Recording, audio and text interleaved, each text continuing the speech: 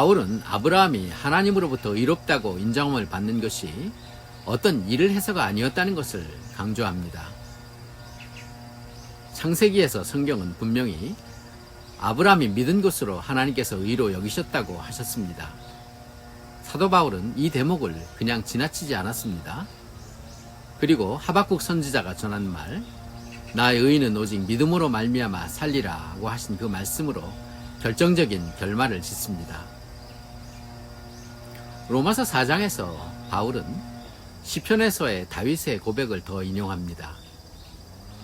다윗은 무엇으로도 보상할 수 없는 죄를 지었지만 하나님으로부터 용서를 받고 그 은혜를 감사하며 시편에 글을 남겼습니다. 그렇게 사함을 받는 것이 얼마나 행복한 일인 것인지, 여기서도 다윗은 자기가 행한 것이 없었다고 말한 것을 바울은 놓치지 않죠. 여기서 일한 것, 행한 것이 없음을 강조하는 이유는 우리가 어떤 일로도 하나님의 인정을 받기에는 불가능한 것이기 때문입니다. 이런 상황에서 오직 믿은 것으로 하나님께서 나를 의롭게 여겨주시고 내 죄를 사해 주신다는 것, 여기에 중요한 포인트가 있습니다. 이것은 노력이 중요하지 않다거나 필요 없다는 의미는 전혀 아닙니다. 누구에게나 노력은 소중하죠.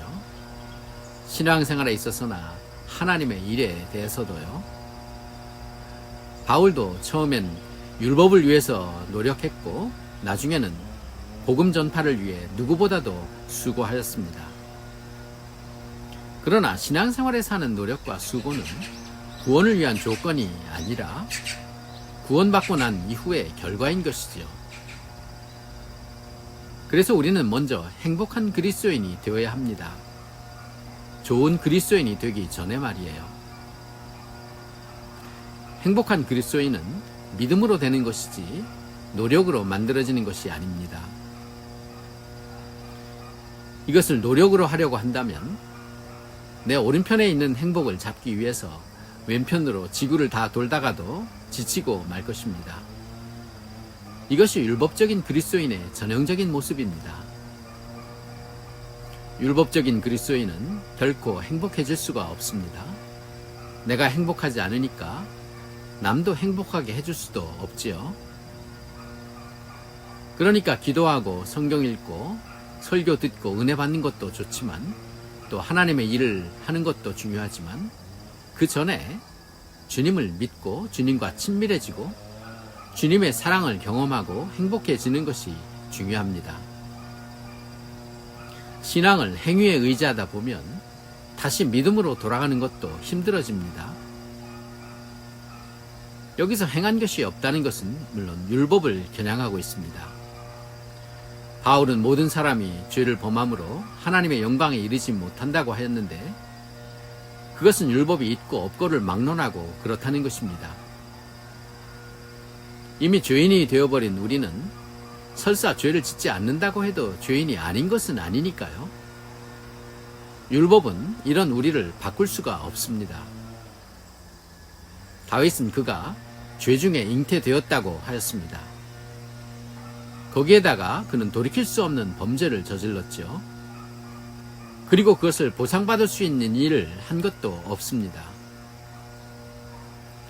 그런 그였으니까 하나님의 용서를 경험하고는 그것이 얼마나 큰 행복인지를 고백하였는데 다윗은 자기만 아니라 누구라도 이 행복을 받을 수 있다고 하였습니다. 이 행복의 수혜자는 아브라함처럼 모든 믿는 자들인데 그것은 유대인들 뿐만 아니라 우리 이방인 모두를 뜻합니다. 여기서 바울은 아브라함의 의로 여기심을 받은 시점에 대해서 지적하는데요. 이 의로 여기심을 받았던 사건이 아브라함이 할례를 받기 전의 일이었다는 것입니다. 이 시점이 중요한 이유는 하나님의 의는 할례와 상관없이 그 전에 아브라함의 믿음으로 인정돼서 종료된 사안이라는 것입니다. 그것은 우리가 의롭게 되는 것에 믿음이 오리지널이고 그 후에 율법이나 할례가 끼어들 여지가 없다는 결론이지요. 이것은 믿음이 뭐냐, 하나님이 명하신 할례를 받고 율법을 지켜야지 라고 말하는 사람의 입을 막기에 논리적으로 충분한 것이고요. 그리고 로마서에서 등장하는 사도 바울의 탁월한 성경의 많은 해석 중에 하나입니다. 의인은 믿음으로 말미암아 살리라고 한 하박국의 대목도 갈라디아서에 이어서 히브리서에서 세 번째로 밝히는데, 히브리서에는 모세와 예수님을 비교하면서 율법을 가져온 모세는 종으로 신실하였지만 예수는 아들로서 그와 같이 하셨다고 하면서 율법에 대한 믿음의 우위를 분명히 하고 있습니다. 아브라함의 의로 여기심을 받은 것이 할례 받기 전의 일이기 때문에 아브라함은 모든 믿는 자의 조상이 되기에 충분합니다. 바울은 아브라함을 유대인의 조상이 아니라 모든 민족의 조상, 특히 무할례자로서 모든 믿는 자의 조상이라고 선언합니다.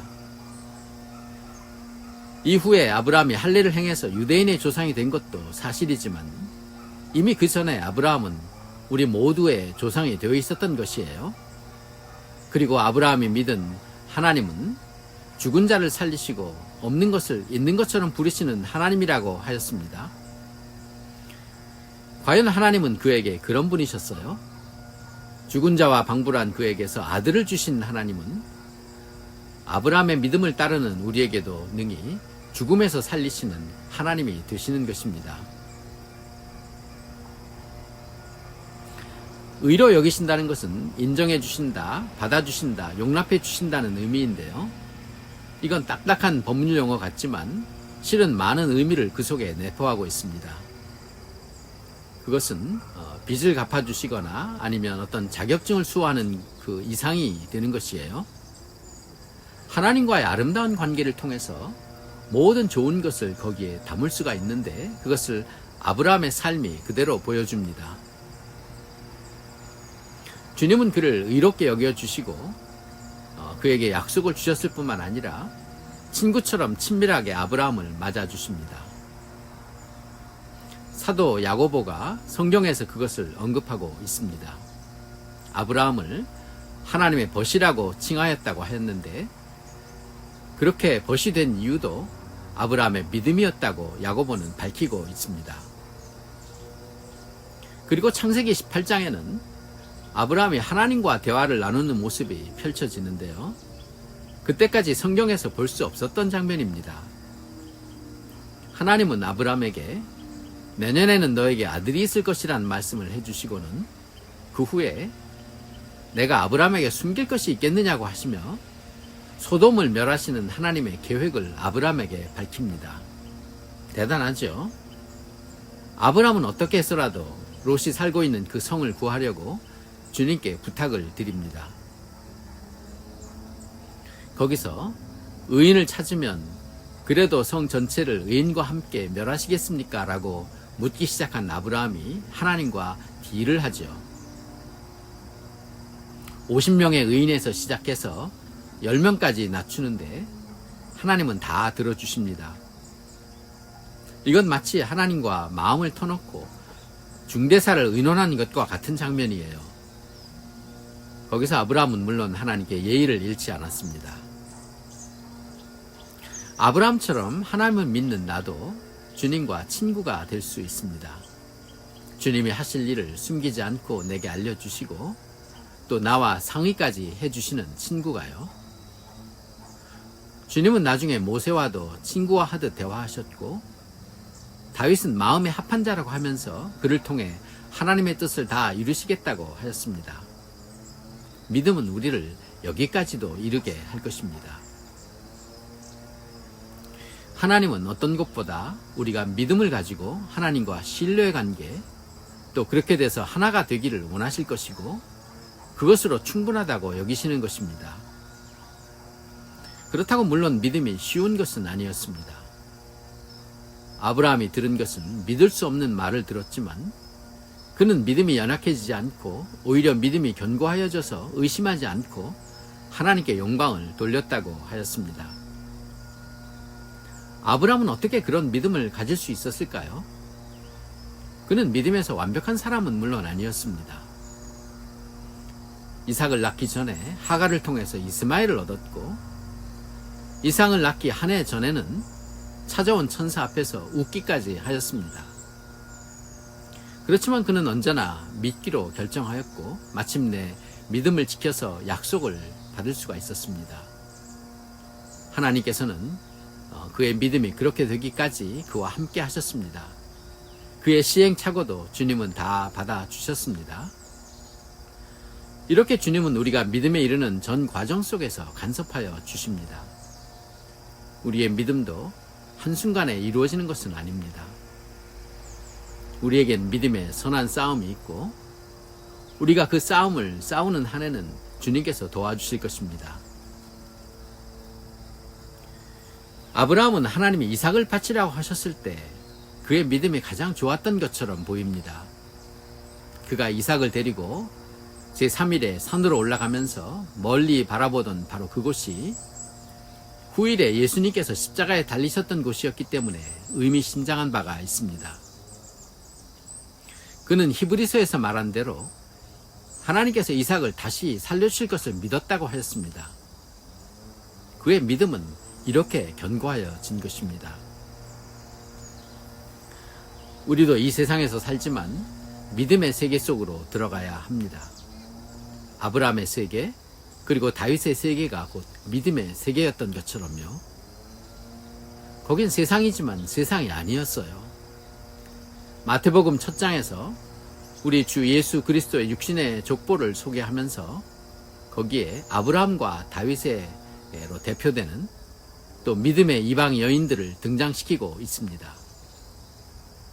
마태복음 1장 1절은 아브라함과 다윗의 자손 예수 그리스도의 세계라고 시작하고 있는데, 그 세계가 곧 믿음의 세계였습니다. 우리도 이 믿음의 세계 속에서 살아야 합니다. 우리는 너무나도 믿음이 연약하지만 끝까지 믿음을 포기하지 않고 믿기로 한다면 믿음에 이를 수가 있을 것입니다. 그 믿음은 예수를 죽은 자 가운데 살리신 하나님을 믿는 것이라고 하였습니다. 먼저 아브라함처럼 하나님과 친밀한 그리스도인이 되시고, 다윗처럼 행복한 그리스도인이 되세요. 그리고 나서는 연약한 믿음이 더 견고한 믿음이 되게 하세요. 자, 이제 그 믿음의 길을 떠날 준비가 되셨습니까?